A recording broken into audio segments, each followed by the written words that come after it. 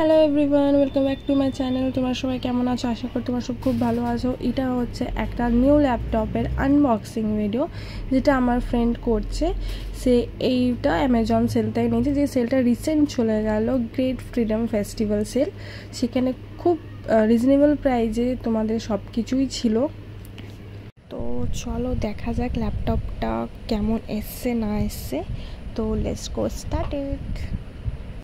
আরও ডিটেলসে জানতে হলে ডেসক্রিপশনটা চেক করে নিতে পারো, ওখানে সমস্ত ডিটেলস দেওয়া আছে।